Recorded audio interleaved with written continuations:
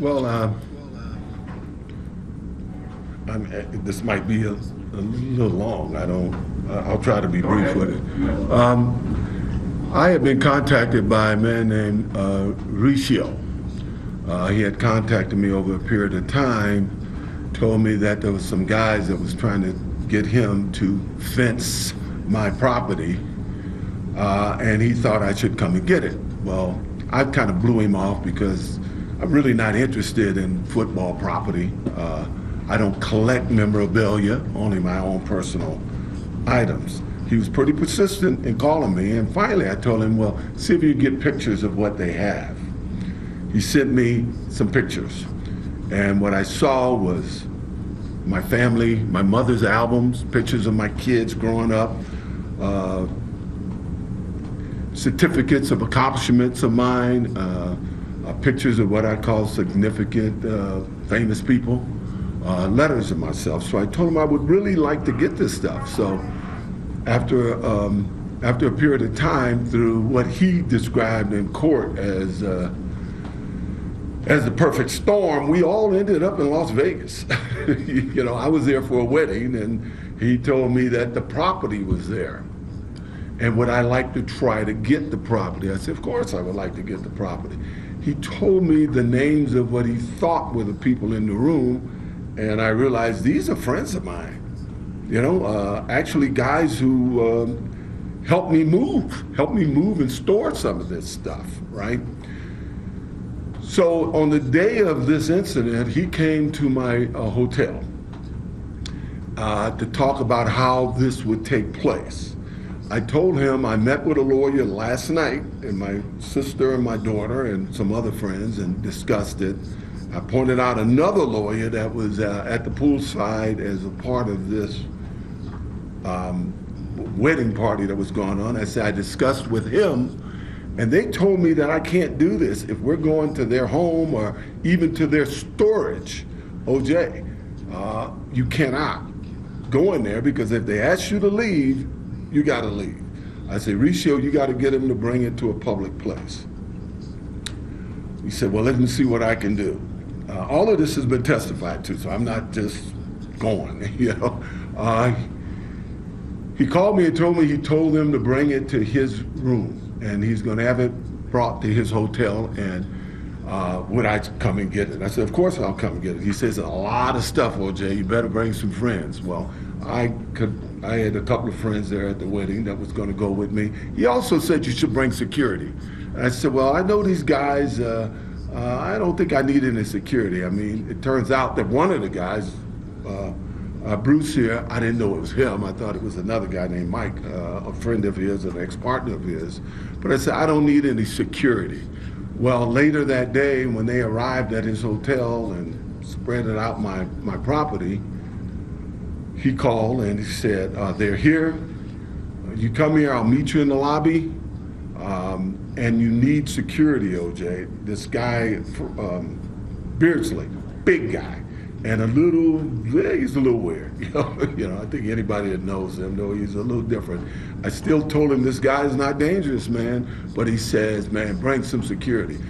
During the day when he was there, he met people from the wedding, and one guy, McClinton, said he did security in Las Vegas, and it would help his business if he could have me as a client. I told him I didn't need him, but after he insisted that I bring security, I said, I can use your help. I went to the hotel. I met Mr. Ricio in the lobby.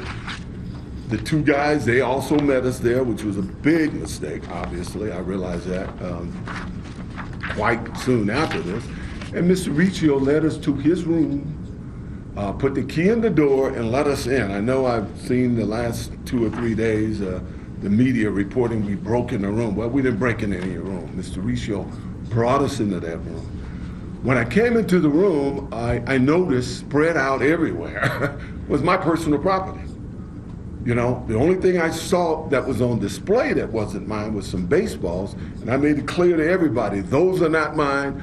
All I want is my property, and I think there's a tape of it. You hear me on at least 3 or 4 occasions say, I just want my property. Go forward and try to make it a little quicker. At some point, we started when we're leaving the room, actually I was being pushed out of the room by the security guys because while I was in there and I recognized Bruce was there, I was surprised to see him as he testified. I was shocked really to see him. Bruce has been a friend of mine. He's traveled with me. We've done a lot of business together over the years. He and I said, man, what are you doing here? You know, he explained to me why he was there and why he had my property there. And I told him, but geez, you should have told me. I accepted, I understood why. You know, it was 06, 07.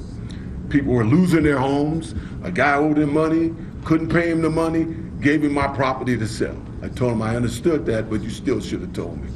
We had a chance to talk about this at a later date, and he apologized. I accepted his apology. I apologized for these two guys that got pointed a gun at him. He's traveled with me. He's known me when I've had security. He's known me when a venue has supplied security, and there were times he even had to act as security for me. He knows I would never, ever direct anybody to point a gun at him or even threaten him. I've never done this in my life. I want to point out, you mentioned all those gun charges. Bruce and Alfred, they made it clear during the trial that I had no weapon. They didn't feel threatened by me, and from what you said, and that I didn't threaten them. It was the other two security guys that did that. And I haven't made any excuses in the 9 years that I've been here, and I'm not trying to make an excuse now. They were there because of me, you know.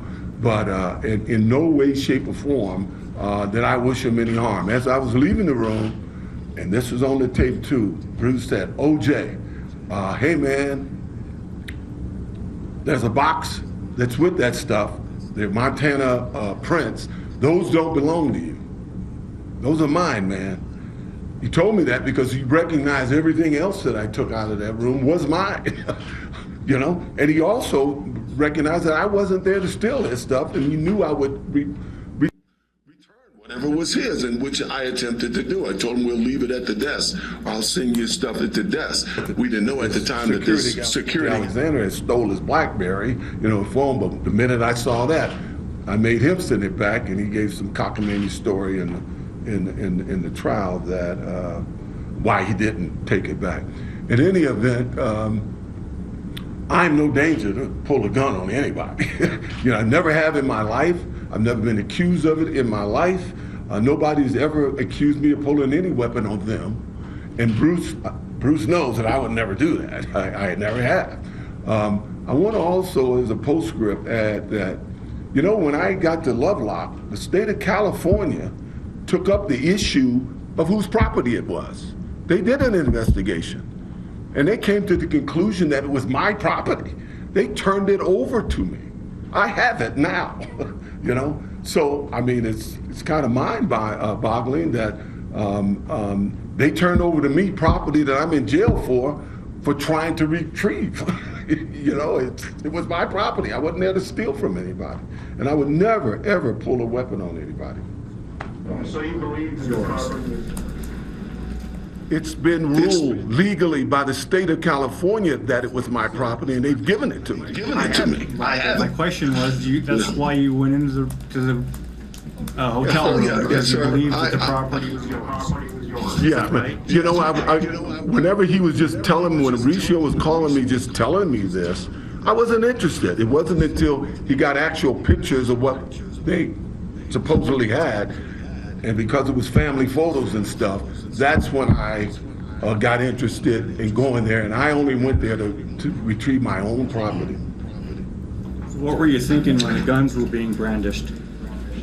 Well, I didn't see the guns brandished. I didn't see, you say guns, as I understand it, one guy who was behind me somewhere pointed a gun at him, so I never saw him brandish a gun. When I left there, I called back to the room to ask Bruce, you said that there was some pictures, what do you have? And I asked him, did this Walter Alexander return his cell phone? He told me no, and he says, OJ, it wasn't cool that guy pointed a gun at me. I said, who pointed a gun at you? He says that, he kind of described who it was. And to be honest, I didn't really believe him at the time. I asked the three guys I was with, they all said they didn't see him do it.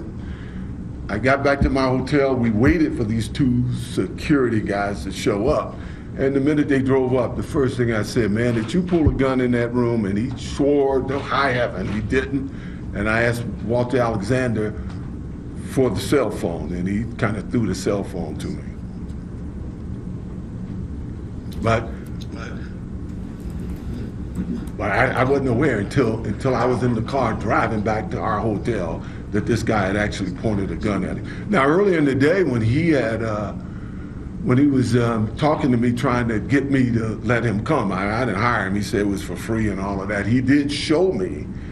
I didn't know this guy. You know, I knew the Alexander guy, but I didn't know this guy. He showed me his license. He showed me his CCR. You know, I've assumed that the state gives a guy a CCR and stuff. They vetted him. I should have vetted him. I didn't really need him. I knew these guys weren't dangerous. Well, now your version of me. the offenses differ a little bit about the official records, Mr. Simpson, but moving forward here, considering the fact that what we have on record, weapons were brandished, you were there, property was taken. Oh, I was there. I mean, I'm sorry. So, That's for you. Is what do you think was the impact on your victims? Well, I know what the impact was. I mean, we've talked about it. I mean, Mr. Beardsley, we had long talks back then. He told me that he had tried to call my lawyer. He testified in court that he had called my lawyers and tried to tell them in the months previous that guys had my property and they were trying to sell them, but my lawyer never called him back. He actually testified for me, I'm sure you know, during the trial. Bruce and I talked, and you know, Bruce was traumatized by it. Fortunately, as I said, we talked it out. He knew that I would have never condoned what happened. He accepted my apology, and I told him that these guys should be put in jail. If they did that, you know, I wasn't going to defend them. Unfortunately, they got a get out of jail free card when they say OJ told me. Nothing I could do about that. But I want to point out that, you know, Bruce, I knew his family. I mean, when his mother was terminally ill, I'd call, she was a fan, I'd call her and sing to her.